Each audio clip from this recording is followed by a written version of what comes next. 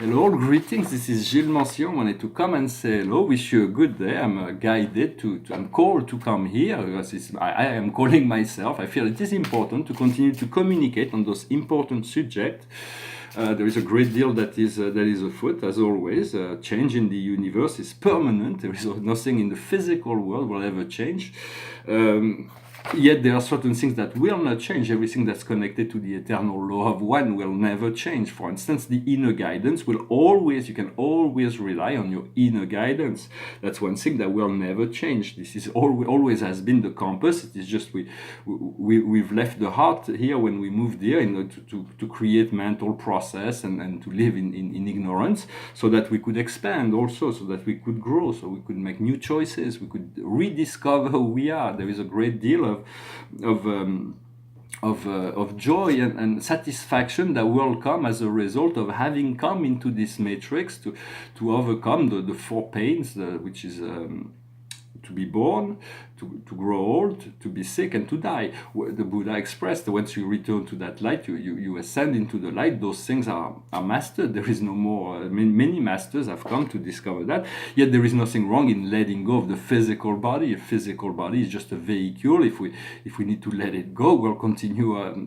There will be a great deal of liberation and joy.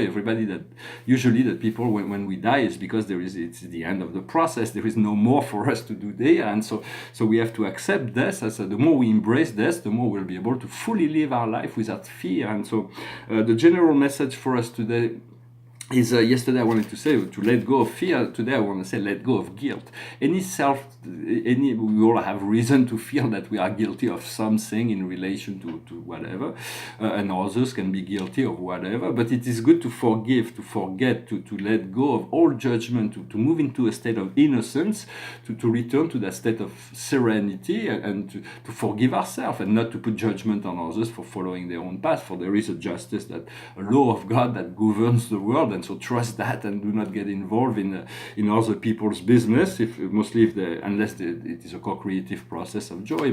So it's about letting go of guilt is very important. The highest wisdom for us today is generosity. It's about being generous. The more we give, the more we are able to receive. And so generosity is being generous with our thoughts, on every level. Whatever we can give, we will receive more, and whatever we have already received from the universe. So it is about also being generous, but being intelligent in his generosity. How would I well, it's better to be generous with everyone and differentiation, but let's say there are certain people that if you're too generous with them, will use that for not positively. So it's like when you're in love, God is there with you, but as soon as we move out of love, we go into ego. God has to, the divine intelligence is still there, but it has to remove itself. So in essence, we want to be as generous and open as possible. What we need to understand is the light. It's not a small thing. It is our nature in the light. It's the nature of our soul is the light. I was saying yesterday to talk about the light, the stars. The stars are the teachers of light, for they are light. In essence, although they are a physical body, they're giving out light very generously. If we had to pay the sun for all it is giving us, that would cost us a lot of money by our own standards. For all the light and heat that it provides. But in essence, to understand the nature of light, to understand we come from the light and we have to return to the light. I was talking about that every person, every star, all have a different origin and different destiny. But it is the path of evolution that makes it so, because there is only one origin and one destiny, that is God, the one. There is no other place we can come from, and there is no other place where we can ever end up, because it is. Once you know that, you can rely on that no matter what it is. And so I just wanted to clear that up. Eventually, also, all the universes, it has been proven in the universe. I'm not revealing any deep secrets that has not been revealed in the Urantia already revealed that, is that every planet, every living being, every planet, every system, every constellation, every universe will eventually have to fuse within the light, to be settled in light and life, at which point they will gain an eternal path of existence existence in the galaxy right now. Before the settlement in light and life, there is all kinds of cosmic things that can happen. But once a planet is settled in light and life, nothing can ever disturb these eternal circuits, and then will evolve into a higher level of integration of divinity. But like the Christ at the age of 29, when he was baptized by John in the river Jordan, achieved enlightenment. He had all his memories returned to him, and he was in the state of light and life. But he couldn't fuse with his I am presence because of his nature, his paradisical nature, and so it's something that's revealed in the Urantia once again.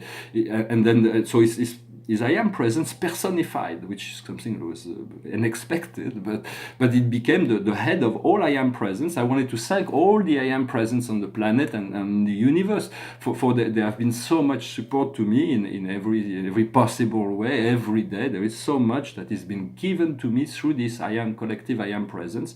For they all are individualized spirit, but there is only one I am presence, the presence of God, supreme intelligence. And so what we need to do is reconfort. We have to find freedom comes from inside, and it grows from the security of love. We have to create this loving energy within ourselves. So it is about finding this reconfort.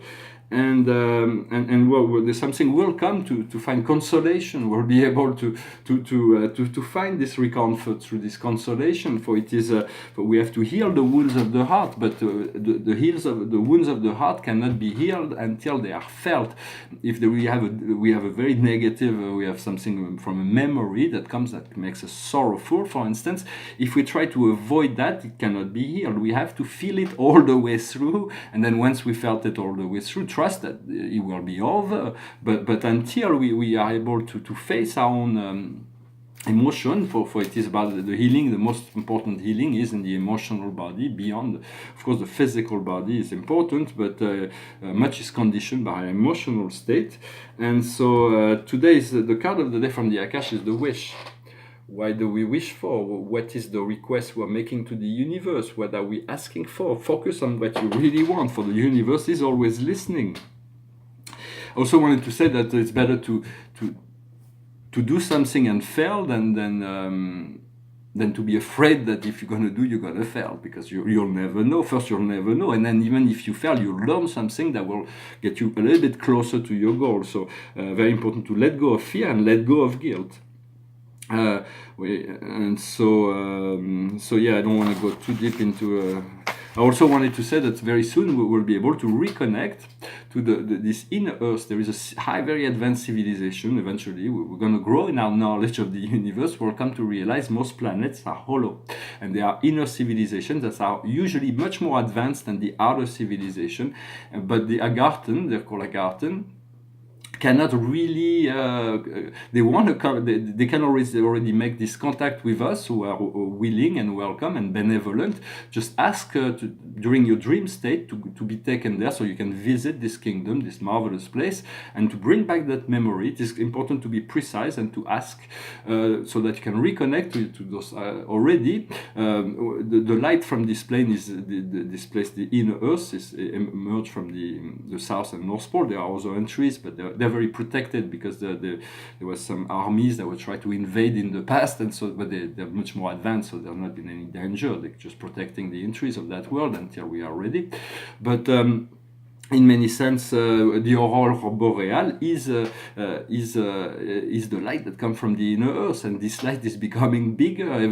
One day it will completely cover the Earth, and at which point the inner and the outer will become one, and we'll have access to galactic consciousness. Will be turned into galactic beings through the crystal temples of knowledge and the inner planes.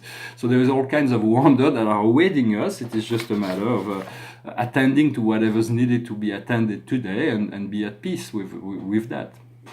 I hope this message was interesting for you. I was called to come and speak. I enjoy to make those communications. I hope they resonate with you. The painting behind me is part of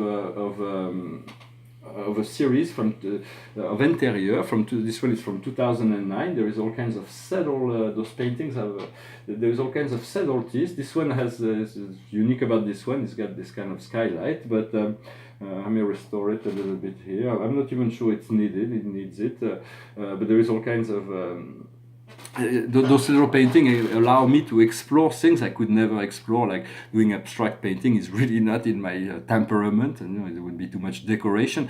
But when it comes into play in those interior, I can play with abstract ideas, which is kind of interesting. I'm going to finish with a song. I wasn't going to sing, but then this song just like kind of came to me to sing today. It's a beautiful song. It's a song that teaches about an ideal, to let go of belief, to return into the one, no matter what we conceive. There is this one universal life, this supreme intelligence. Of course, John Lennon didn't meant to attribute any form of spirituality to the song, but just a humanitarian ideal where we can all live on the planet as one brotherhood, one solely dedicated to joy and happiness. It goes like this. Imagine there's no heaven. It's easy if you try. No hell below us, above us only sky. Imagine all the people living for today. Imagine there's no countries. It isn't hard to do. Nothing to kill or die for, and no religion too. Imagine all the people living life in peace. Ooh, ooh, ooh, ooh, you may say I'm a dreamer, but I'm not the only one. I hope someday you'll join us, and the world will be as one. Imagine no possessions. I wonder if you can. No need for greed or hunger, a brotherhood of men. Imagine all the people sharing all the world. Ooh, ooh, ooh, ooh, you may say I'm a dreamer, but I'm not the only one. I hope someday you'll join us, and the world will live as one. And so it is, and it is so. Amen, amen, amen. So be it.